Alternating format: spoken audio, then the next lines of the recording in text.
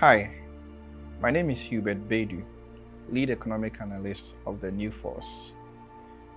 I'm happy that we've met again to continue our discussions on matters concerning the Ghanaian populace, Africa, and the world at large. There's no money, period. There's no money and there is no political will. You need money to move economies. You need the human resource. But above all, you need the political will to begin. There is a lot of aid coming in for one of the most important sectors of our economy. There are a lot of loans also, and that sector is agriculture. I believe that agriculture could have been the savior of this country and the savior of African continent. Agriculture is what is developing Netherlands. Agriculture is what was holding Ukraine. Agriculture is what the world would need in the next 100 years, and it will never change. And Africa has more arable lands than any continent in the world. If there were cuts in foreign aid, although these sectors may be affected, we can begin to invest locally. We can empower local entrepreneurs to move heavily and aggressively into agriculture, mechanized agriculture, precision agriculture, to develop this country. The amount of money we can generate from just agriculture will be more than enough to fund our annual budget. If we decide to go into large-scale cassava, large-scale yam, large-scale cashew, we will not even be able to meet the demands in countries like China.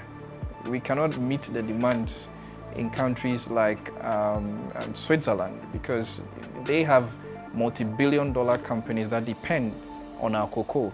So agriculture is what we need to focus on. When the aids are cut, it will be affected, but we will begin to realize that we have to do it ourselves.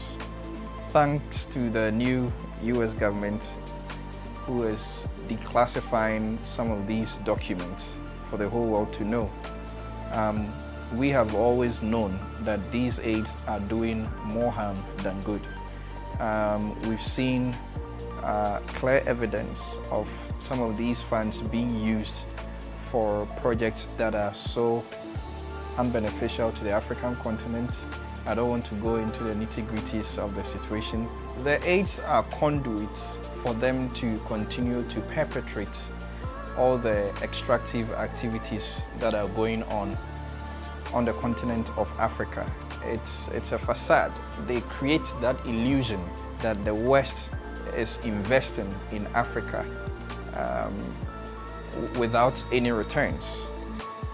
It's a way for them to get into our lands, get into our rocks, get into our rivers, and pick all the minerals that they need without even reclaiming the lands, without treating the waters.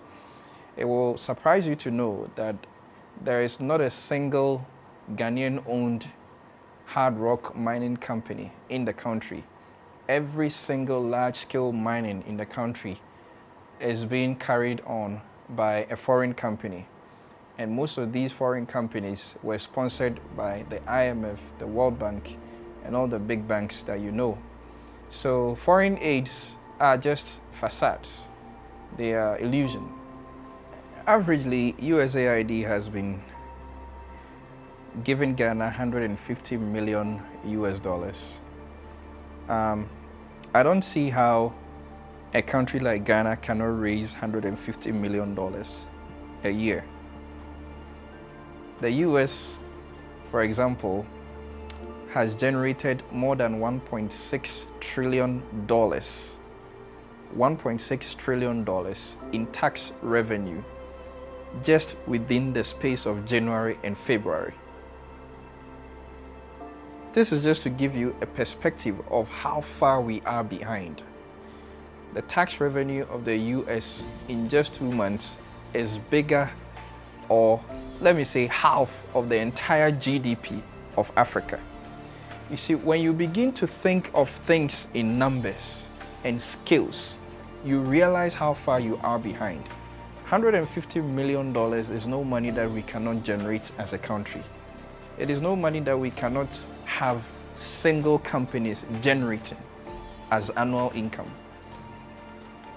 Why do we still depend on these foreigners to sustain our economy? We have not made a decision to move away from them. We have not made a decision to move away from the World Bank. We have not made a decision to move away from the IMF. We've been to the IMF 17 to 18 times, and the country is still where it is. And I am expecting that we'll go to the IMF again within the next 4 years, because there's a deep hole in our economy. But we don't have the willpower to put together structures that will turn this economy around. That's the problem. We don't have a leader that is willing to make bold decisions. We sadly have leadership that have been puppets of the West, that have been sponsored by the West, whose campaigns have been sponsored by the West. And because of that, they cannot break away from the West. This is the problem. This is the canker that is disturbing Africa. Well, we are a movement. We are an organization for the people. We are an organization for the Ghanaian people and for the African continent. We are not here to serve ourselves. We are here to serve the people. We are not here to take glory. We are here to give glory to Africa and the Ghanaian people. And so whoever is willing to work with us, we are ready. It's simple.